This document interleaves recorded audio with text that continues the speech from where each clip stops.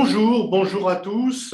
Un invité exceptionnel aujourd'hui, Celso Amorim, qui a été ministre de la Défense, ministre des Affaires étrangères de Lula et qui fait partie de sa garde rapprochée pour les élections qui vont avoir lieu le premier tour tout début octobre.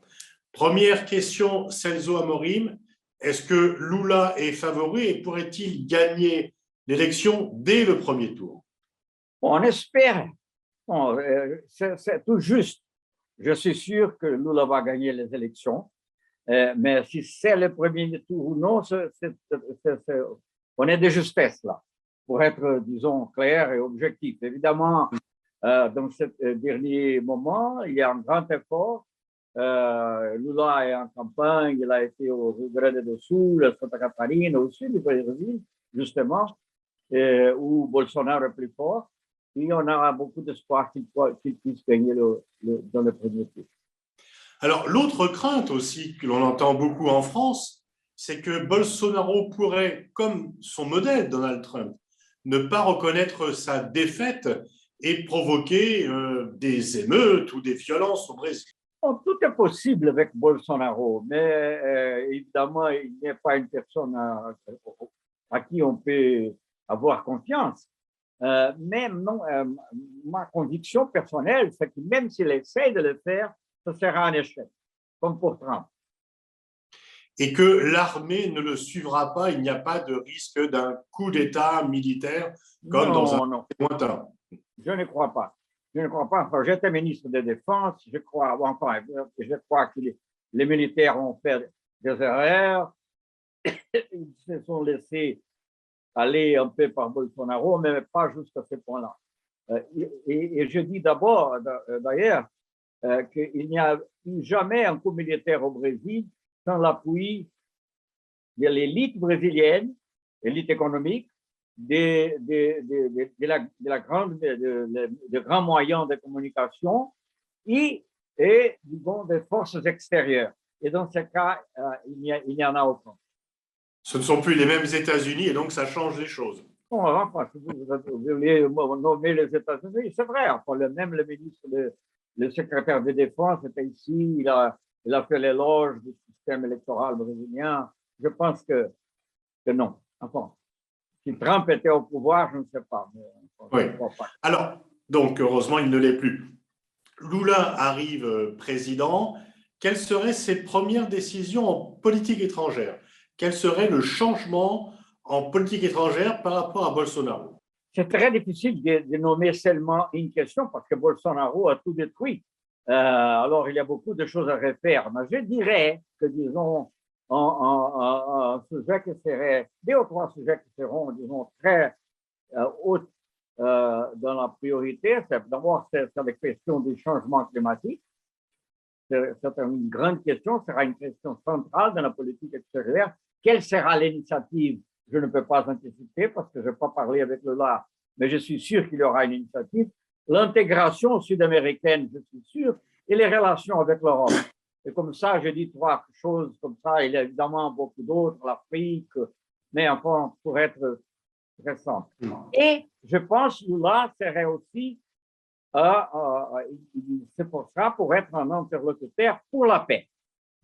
Alors, est-ce que le Brésil pourrait servir de médiateur entre la Russie et l'Ukraine? Je pense que pour le Brésil seulement, serait difficile, mais je crois qu'il y a un ensemble de pays qui pourraient aider à trouver la paix. Le Brésil sera certainement une voie. Lula n'a pas de problème de prendre le téléphone et parler avec n'importe qui, avec, par exemple, le président Macron, avec le chancelier allemand, avec Biden même et avec Poutine, pour donner quelques exemples, avec Xi Jinping. Alors, il est normalement une personne qui pourrait aider dans ce processus. Je n'ai pas dit d'illusion, je ne vais pas dire le Brésil va résoudre, c'est un problème très complexe, mais on pourrait faire partie d'un groupe qui serait très actif. La Turquie, par exemple, aussi, qui est un pays actif dans ce cas.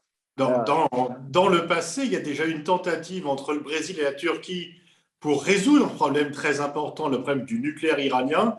Est-ce que le Brésil et la Turquie pourraient de nouveau servir d'intermédiaire, de médiateur? Bon, dans ces cas, je ne pense que le Brésil et la Turquie seuls pourraient faire une chose. C'est très complexe, évidemment, dans un processus qui demande une certaine influence de quelques autres pays, mais ça doit être un groupe de pays. Et il doit avoir un pays aussi avec beaucoup d'influence sur la Russie.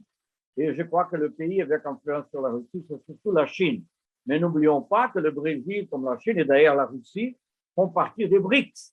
Alors, il y a là, disons, un espace pour la persuasion, mais il faut aussi qu'il y ait la bonne volonté du côté occidental. Parce qu'autrement, enfin, pour finir une guerre, ou bien il y a une défaite complète d'une des parties, ce que je ne crois pas, ou bien il faut avoir des concessions des deux côtés. Est-ce que les BRICS pourraient devenir un peu une sorte de contrepoids au G7, un ensemble non occidental, et remettre en cause le rôle du dollar comme monnaie internationale? Non, je n'aime pas voir les choses comme contraire, mais c'est un complément, c'est une alternative. Les BRICS peuvent être aussi évoluer et même inclure quelques pays, quelques autres pays. On a parlé déjà d'invitation à l'Argentine. Moi, personnellement, je n'ai pas discuté ça profondément avec Lula, mais je crois que ce serait bien que l'Argentine pourrait être partie des BRICS aussi. Très bonne pour l'Argentine, bon pour le Brésil, bon pour l'Amérique du Sud et bon pour le BRICS. Et puis, on voit qu'il y a un mouvement de l'Amérique latine, notamment l'Amérique du Sud à gauche. Est-ce que si le Brésil complète un peu ce tableau, ça va donner une nouvelle impulsion à l'intégration régionale sud-américaine et ça peut faire du cône sud un centre de pouvoir un peu différent? Je pense que ce serait un centre de pouvoir sur toute l'Amérique du Sud, pas seulement le cône sud, sur toute l'Amérique du Sud, qui pourrait avoir, et dans quelques cas, même avec l'Amérique latine, il ne faut pas oublier que le Mexique aussi a un gouvernement différemment de ce qui est occurru, ce qui est arrivé dans le passé. Le Mexique a aujourd'hui un gouvernement très progressiste, même s'il a des difficultés géopolitiques évidentes à cause de l'opportunité des États-Unis. Mais je pense que ça serait très important.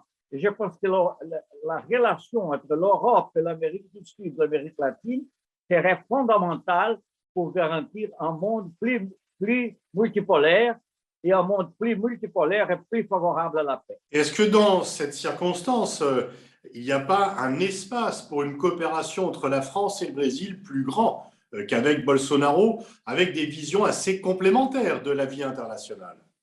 Oui, même, comme vous savez, Lula a fait une visite au président Macron à la fin de l'année dernière.